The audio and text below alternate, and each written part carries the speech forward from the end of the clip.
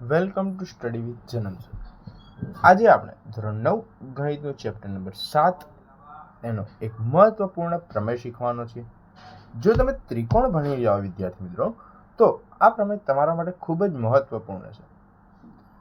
જો ત્રિકોણની બે બાજુઓ સમાન હોય તો શું તેની સામેની બાજુના ખૂણાઓ પણ સમાન હોય? હા, આ પ્રમેયમાં આપણે તે સાબિત કરીને જોઈશું અને આ પ્રમેય તે આપણને સાબિત પણ કરી આપશે।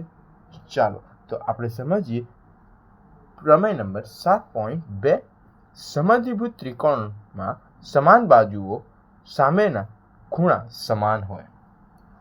સૌપ્રથમ આપણે વિધાન લખીશું, તે પછી તેની આકૃતિ દોરીશું। આકૃતિ દોર્યા બાદ સૌપ્રથમ આપણે લખીશું પક્ષ। તો પક્ષ આપણું આવશે સમદ્વિબાજુ ત્રિકોણ ABC માં સમદ્વિબાજુ ત્રિકોણ ABC માં AB બરાબર AC, AB બરાબર AC, તેનો મતલબ કે આ AB અને આ AC આપેલ છે। ત્યારબાદ આપણે લખીશું સાધ્ય। તો સાધ્ય આપણું આવશે ખૂણો B બરાબર ખૂણો C, કે આ ખૂણો B અને ખૂણો C આપણે શું કરવાનો છે? સાબિત કરવાનો છે। ચલો, આ બે બાજુઓ થઈ આપણને કીધી છે કે સરખી છે, કે આ બે બાજુ સરખી હોય તો તેમની સામેના ખૂણા સરખા થાય। એટલે AB ની સામેનો ખૂણો C અને AC નો સામેનો ખૂણો B, તે આપણે અહીંયા આગળ સાબિત કરવાનું છે। લખીએ આપણે સાબિતી। સાબિતીમાં સૌપ્રથમ આપણે લખીશું કે અહીં ખૂણો A નો દ્વિભાજક, આ જે દ્વિભાજક છે તે ખૂણા A નો દ્વિભાજક, ખૂણા A નો દ્વિભાજક BC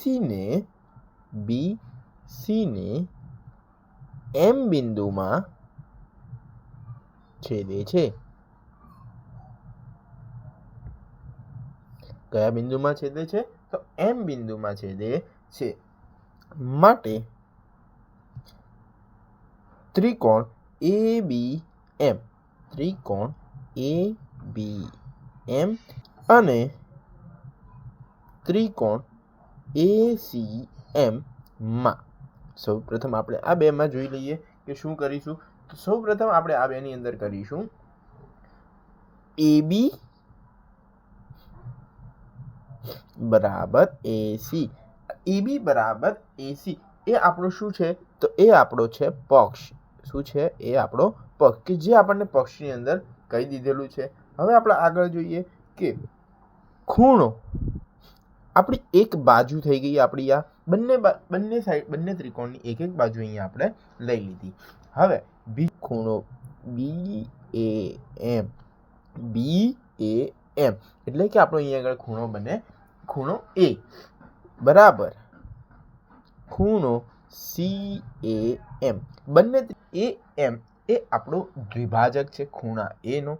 તો માટે આ આપણા ખૂણા A ના દ્વિભાજક થઈ ગયા। તો અહીંયા આપણે લખી દઈએ દ્વિભાજક, એટલે આપણે પહેલા એક બાજુ લખી દીધી, પછી એક ખૂણો લખી દીધો। જુઓ, સૌથી પહેલા તો આ એક બાજુ થઈ ગઈ, આ એક ખૂણો થઈ ગયો AM બરાબર AM। તો આ શું થઈ ગઈ? સામાન્ય બાજુ।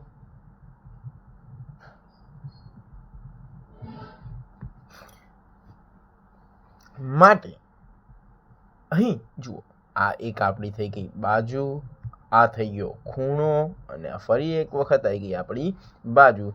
માટે ત્રિકોણ ABM એકરૂપ ત્રિકોણ ACM, એટલે કે બંને ત્રિકોણ કેવા થાય? અહીં એકરૂપ થાય। બંને ત્રિકોણ આપણે અહીંયા આગળ એકરૂપ થઈ ગયા। અહીંયા આપણે લખી શકીએ કે બાખુબા શરત પ્રમાણે આ બંને ત્રિકોણો થઈ ગયા એકરૂપ। અને બાખુબા પ્રમાણે ત્રિકોણો તો એકરૂપ થઈ ગયા, પણ આપણે બીજી વાત શું હતી? સાધ્યમાં સાબિત શું કરવાનું છે? તો ખૂણો B અને ખૂણો C। તો માટે ખૂણો B બરાબર ખૂણો C તે અહીં આપણું શું બની જશે? CPCT. એટલે કે આપણે અહીંયા સાબિત કરી દીધું. તો વિદ્યાર્થી મિત્રો, જો તમને આ વિડીયો ગમ્યો હોય તો વિડીયોને લાઈક કરો, શેર કરો અને ચેનલને સબસ્ક્રાઈબ કરતા જજો. Thank you.